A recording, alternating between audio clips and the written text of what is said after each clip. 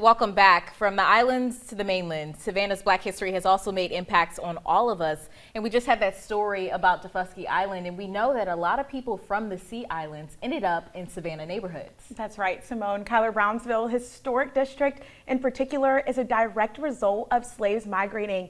I spoke to people who grew up in the neighborhood that it was home to so many legends.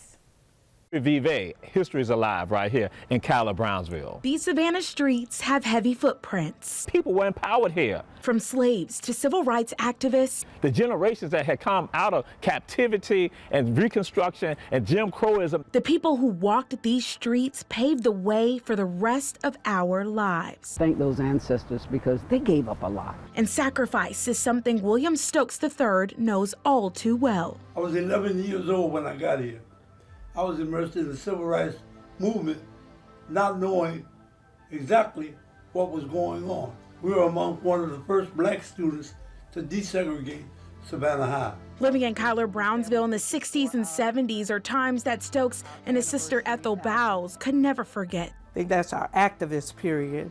We were mimicking, I know, especially for me, Angela Davis. When I was younger, streets were dirt. They weren't paved yet. 36 was paved with old Savannah bricks, with the side street, Burris, Florence, were dirt streets where we played ball. That's how I knew everyone in the neighborhood, and everyone knew me as Reverend Stokes' boy. This is our dad, Dr. William Franklin Stokes II. He was pastor of First African Baptist Church on Franklin Square from 63 to 73. He was one of the key members to help desegregate Broughton Street. We couldn't go to restaurants on Broughton Street.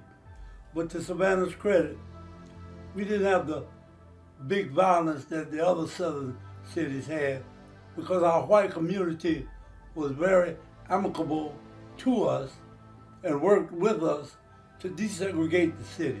A man of many sacrifices who helped fight for civil rights in Savannah. And the picture over here is a picture that was dear to Daddy because it put him in the light with all of the other pastors. Most notable is Reverend Ralph Mark Gilbert during that time period. Dr. Gilbert is known as the father of the civil rights movement in Savannah. He also lived where Stokes did at 611 West 36th Street. While living here, he headed the local and state NAACP. We tell it every day, but to actually see where he would have entertained the likes of Thurgood Marshall, Dr. Martin Luther King Jr. Vonette Good Walker also grew up in Cuyler-Brownville and says there are many more leaders with roots here. Esther Garrison, the first black woman on the school board who helped segregate schools, and W.W. Law, local NAACP leader for 25 years. They're just a few of the people inspiring generations from right here. Without a W.W. Law, we might not see the changes that occurred in the city. Children have role models here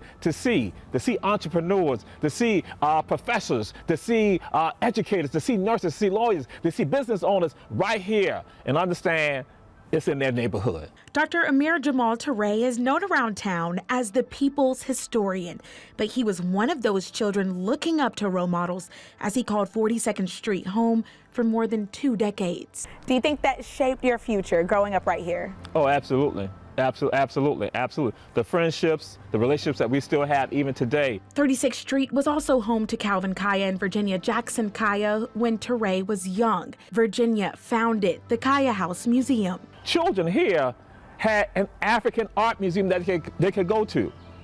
Wow. That's Cuyler-Brownville. The blighted home recently received a historic designation. Civis Foundation bought the home and architects now hope to bring it back to life. You know, the artifacts that are going to be in here will be reminiscent of when she was here.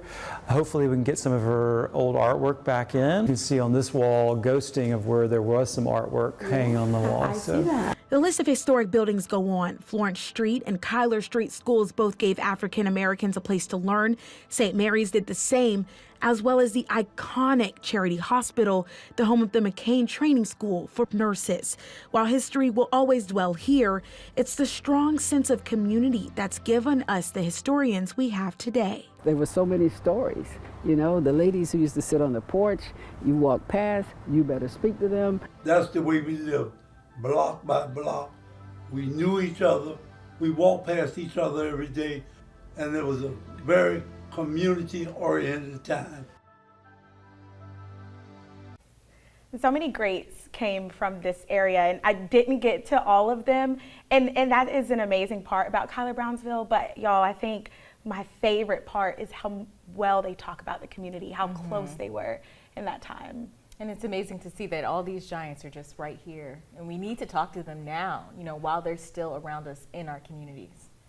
And this is a city that you grew up in, so how did it feel to be able to tell Savannah's story? I mean, it was a priceless moment, sitting down with historians, sitting down with people who worked so hard to know the information they know, and then sharing it with me just was really, really special. I love it.